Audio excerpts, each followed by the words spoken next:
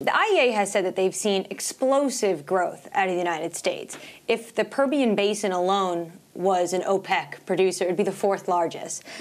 How has OPEC created a new crisis for itself? I think it has nothing to do with OPEC, to be honest with you. Almost 7 years ago, we said that this was coming.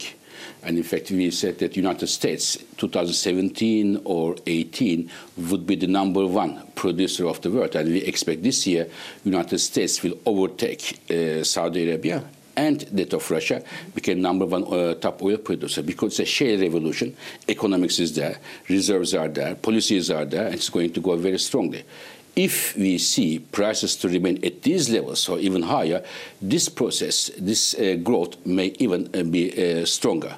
So when we look at the future, we have to think about, of course, established producers, such as the Middle East producers, but the United States is coming very strongly as a major oil producer, and in our view, will be the undisputed leader of oil production for many years to come. And the same applies, of course, to gas markets as well. But we should also distinguish two things. To be a top oil producer and top oil exporter are two different things. Right, of course. Saudi the Arabia U.S. is using their own oil. Exactly, at home. They use their own domestic. Saudi Arabia will remain the top oil exporter of the world for many years to come. So how does the cartel remain their power? Do you think they should continue these cuts after this deal extends at the end of 2018? Of course, it is completely up to them what they are going to do. They are all very good friends and very able energy colleagues, professionals. But I have been saying this since the discussions started between OPEC and non-OPEC to have a plan, to have a target. If they are successful, they will be successful. They may well, as a result of their plan, strategy, push the prices up, which is perhaps the main target of this new cooperation. But there is a second half of the match, namely those higher prices will induce much higher production from United States and also some other places. Do you think OPEC should then exit the deal earlier? It is. We just put the facts. It's up to them to make their able decisions. But one should also think that the match is two halves, and the second half is the reaction to the higher prices in the United States, but also in Brazil, in Canada, and elsewhere. So we are seeing significant amount of non-OPEC oil coming to the markets this year and beyond. So do you think oil is sustainable above $60 a barrel? Yes, it is. There is no problem in terms of the production growth, and when we look at the demand numbers, we have numbers 1.4, others 1.56. Oil demand is still growing in a healthy way.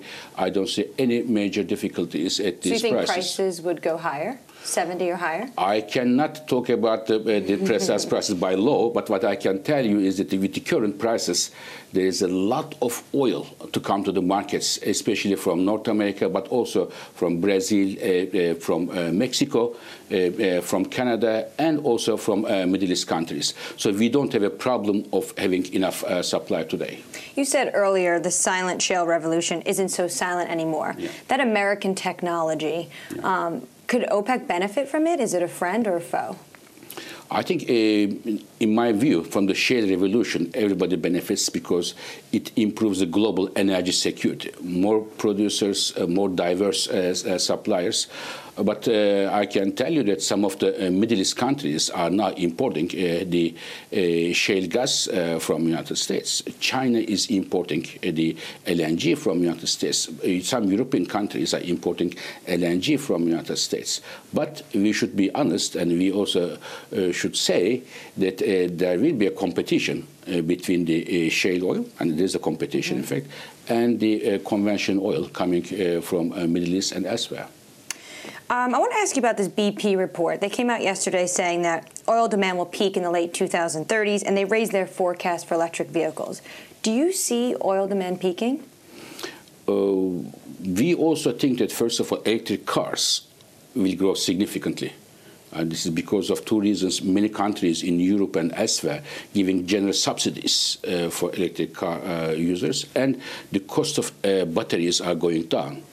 But this alone in our view, doesn't mean that the oil demand will peak, because the growth of oil demand is coming from trucks, from jets, and from petrochemical industry. These are the main drivers. It's not the cars. So therefore, the changes in the car industry will definitely slow down the growth of oil, but it will still grow because the trucks, petrochemicals, and jets are still going to use a lot of oil. So you don't see a peak? We don't see a peak in the next, at least next 2 decades to come. I wanted to ask you quickly about the market rebalancing. OPEC sees the market rebalancing this year. Have they tightened enough, though? Do you think we're already balanced? We are always on the way to rebalancing the markets, but my main worry is, in fact, not this year's balancing or rebalancing, but in a few years of time, I see a significant challenge for the oil industry. It is the following. As we just discussed, global oil demand growth is in a good shape, in a healthy way, growing 1.3, 1.4 million barrels per day. Second, many of the fields are mature fields, oil fields in the world, and they're getting tired, like the human beings, and when they get old, and their production is declining. So there's a decline in the production. And third, we have, in the last 3 years, the investments for new fields are almost close to none, especially in the traditional producers. Putting these three things together, strong oil demand growth, no new investment coming in a significant manner, and the decline in the existing fields, we may well see some challenges in the next few years to come in terms of the oil market stability.